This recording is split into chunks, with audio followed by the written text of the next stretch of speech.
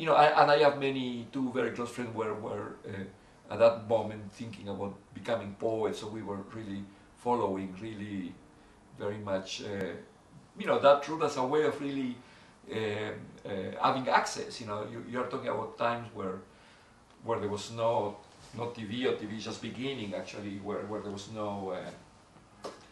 the publishing was great because Buenos Aires and Mexico City were basically the purveyors of publishing for Latin America.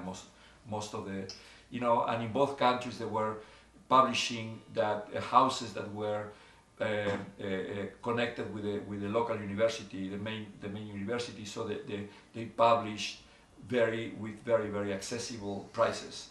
It was like basically published for the people to be able to buy, poor people able to buy books. So culture in a certain way was very available. Music scores were very difficult to get by because they have to be imported, for example, and import duties were very onerous.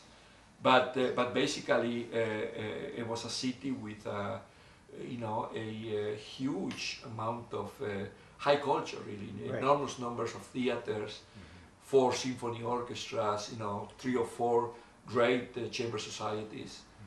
During those years, probably life in Buenos Aires was only second to life in New York, I would say. I'm not surprised. Yeah. You know, I mean, I remember Voce was done in early 50s, like way before I think it was done here in full performance, you know, because Metropolis did it in a concert version, but you know, it was done by one of the original cast, you know, with Christian Goltz and Dermota and German conductor, I just don't remember. But I remember Michael Gillen coming to the Teatro Colón and preparing the orchestra for a whole month, rehearsing the opera until the big maestro came and the major figures came, and I remember actually that was probably in the middle 50s, so I'm talking about being maybe 18 years old. That event, the libretto, you know, Buchner libretto, made the first page of all the newspapers. You know, it's like for weeks people were talking. Like, it was like a very important movie that all the people, I mean, you know, the middle class, you know, very involved with you know, cultural issues, and it was quite amazing actually the number of concerts dedicated to new music, actually 20th century music.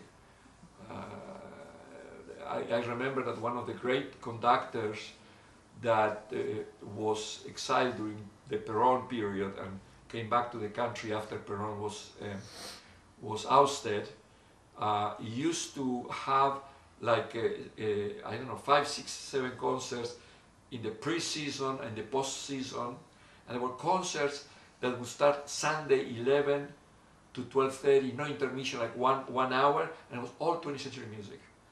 You know, Argentine and European, you know, American music. Yeah. Wow. I mean, you know, it was kind of really extraordinary in a way.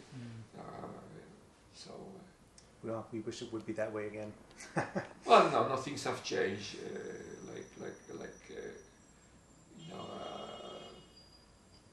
You know, it's Latin. You know, I am talking about years where right after the war, Argentina was like the 8th of the richest countries in the world. I mean, in terms of you know, because they were exporting basically food and clothing. You know, like providing the rest of the world with things. You know, for very high price, I imagine, and also had a very interesting mix in the culture, really, of it's mostly white European, particularly Buenos Aires, really. You know, Austrian and Germans and Poles and Russian and, you know, Orthodox, Christian, Jewish, Russians, Polish, English, French. So it was a very rich and sophisticated city in a way. You know, and as a young boy, I was able to, for example, write music for film, write music for theater, that was subsidized by the municipality or by the state or by the government.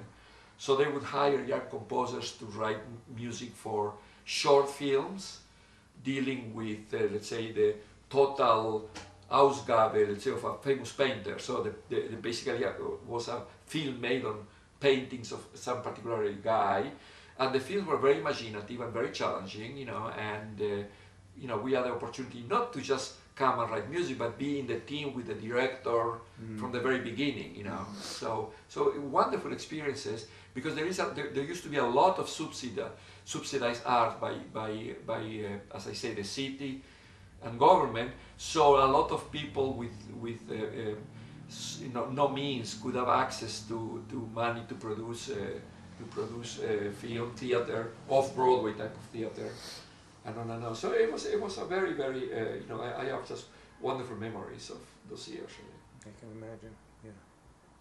And I would say that Buenos Aires was unique in the continent. Really, probably there was no other city that came near. You know, I mean, we always we are disliked a little bit in Latin America because they think we are a little arrogant. But in truth is the breadth of the culture in terms of the amount of population, reading, the amount, there was almost no illiteracy in the country. It was just, you know, super minimal literacy. And the amount of people in the middle class that were, you know, theater goers and concert goers was just enormous, really, you know. I guess Mexico City would be the... right now, Mexico City is a great place, sure. Right now, it's very important place, yeah. Well, yeah, but I'm sure Buenos Aires is...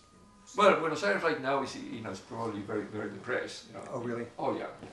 It's still a beautiful city, but I don't think that what I am talking is times that are gone, and I don't think that they probably privatize all the theaters and things like that, and then, you know, they borrow from the European tradition where the government, like in France, really supports the arts. You know, there were foundations too, but basically the tradition, like a French tradition, really that art is part of the patrimonium of the country. So the government gives money to, you know, protect the waters and that's the way it is now, you think? That was the way it was. Now probably there is no money for that anymore. So probably many of the things were privatized or really discontinued. So it's you know, there's a lot of, you know, of people of my generation and other generations that just left the country.